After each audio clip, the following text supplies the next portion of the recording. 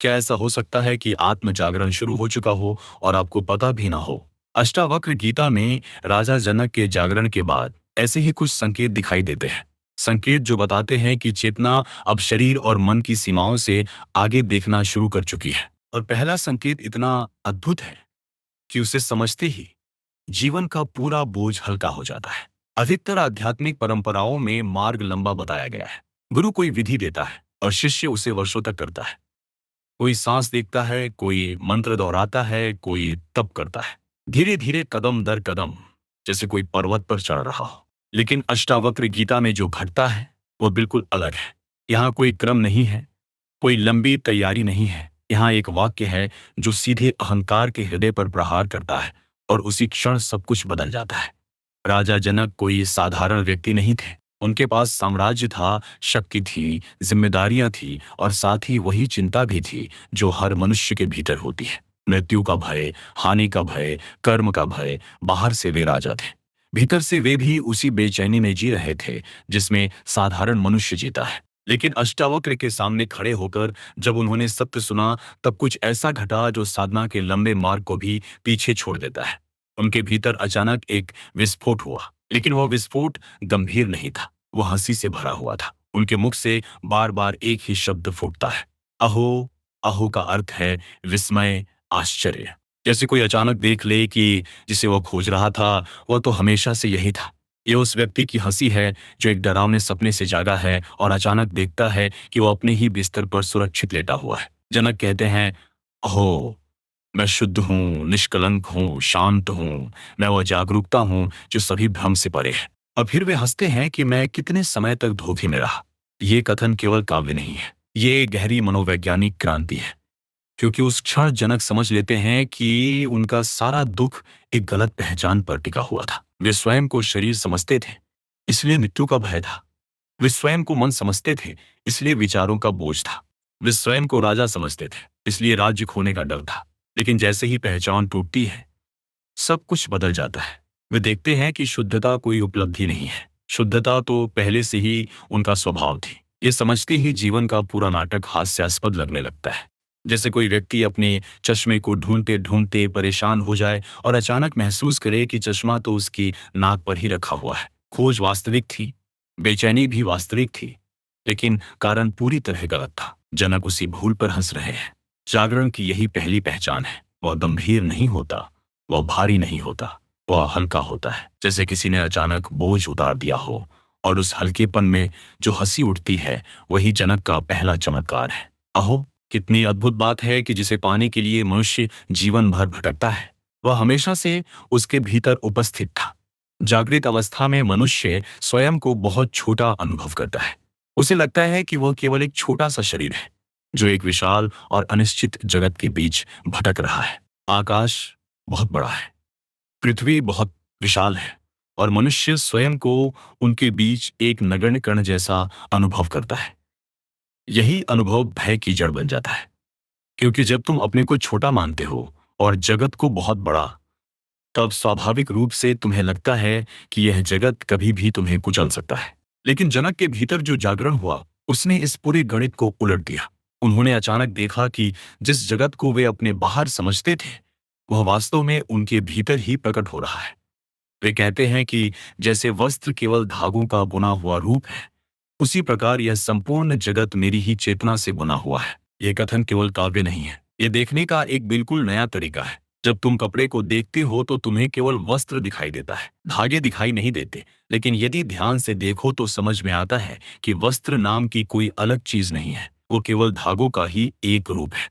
उसी तरह जनक को दिखाई देता है कि यह संपूर्ण अस्तित्व चेतना के धागों से बुना हुआ है। उस क्षण उनके लिए दूसरा कोई बचता ही नहीं। और जैसे ही दूसरा मिटता है, भय भी मिट जाता है। भय हमेशा दूसरे से ही जन्म लेता है। हम भविष्य से डरते हैं क्योंकि वह हमें अलग लगता है। हम मृत्यु से डरते हैं क्योंकि वह हमें अपने बाहर दिखाई देती है। हम शत्रु से डरते हैं क्योंकि हम उसे स्वयं से भिन्न मानते हैं। लेकिन जनक देखते हैं कि जो वृक्ष है, जो आकाश है, जो मित्र है, जो शत्रु है, सब उसी चेतना की लहरें हैं जो उनके भीतर ही उठ रही है। जैसे एक कपड़े में अनगिनत सिलवटें हो सकती हैं, लेकिन वे सब उसी कपड़े की होती है। उसी तरह यह संपूर्ण जगत उनकी जागरूकता की ही सिलवटें बन जाता है। और जब सब कुछ तुम ही हो, तब डरने के लिए कौन बचता है? भय का आधार ही समाप्त हो जाता है। यही जनक का दूसरा चमत्कार है। आहो, कितना अद्भुत है कि जिसे मैं बाहर समझता था, वह वास्तव में मेरे ही भीतर का विस्तार है। अहंकार का सबसे गहरा भ्रम यह है कि हम अपने को शरीर के भीतर कैद मानते हैं। हमें लगता है कि हम इस छोटे से शरीर में रहते हैं। जैसे कोई व्यक्ति किसी छोटे से घर में रहता है, शरीर हमारा पात्र बन जाता है और हम उसके भीतर बंद कैदी की तरह अनुभव करते हैं। लेकिन जनक के जागरण में यह भ्रम भी टूट जाता है। वे देखते हैं कि वे शरीर के भीतर नहीं है, बल्कि शरीर उनके भीतर है। केवल शरीर ही नहीं, संपूर्ण ब्रह्मांड उनके भीतर प्रकट हो रहा है। वे कहते हैं कि जैसे लहर समुद्र में उठती है, कुछ समय तक रहती है और फिर उसी समुद्र में विलीन हो जाती है, उसी तरह यह संपूर्ण जगत मुझ में उठता है, मुझ में ही रहता है और मुझ में ही विलीन हो जाता है। इस बोध में एक गहरा परिवर्तन छिपा है। पहले तक जनक स्वयं को संसार के समुद्र में एक छोटी बूंद समझते थे। उन्हें लगता था कि भाग्य की लहरें उन्हें इधर उधर फेंक रही हैं। जन्म और मृत्यु उन्हें अपने से बड़ी शक्तियां लगती थी। कर्म उन्हें बांधने वाले जंजीर की तरह प्रतीत होते थे। लेकिन अब सब कुछ उलट जाता है। वे देखते हैं कि वे बूंद नहीं है, वे स्वयं समुद्र है। और समुद्र के लिए लहर का उठना और गिरना कोई घटना नहीं है। लहर के दृष्टिकोण से वह जन्म और मृत्यु है, लेकिन समुद्र के लिए वह केवल खेल है। लहर सोचती है कि जब वह किनारे से टकराकर टूट जाएगी तो उसका अस्तित्व समाप्त हो जाएगा। लेकिन समुद्र जानता है कि उससे कुछ भी नहीं खोता। लहर उठती है, गिरती है और समुद्र वैसा ही बना रहता है।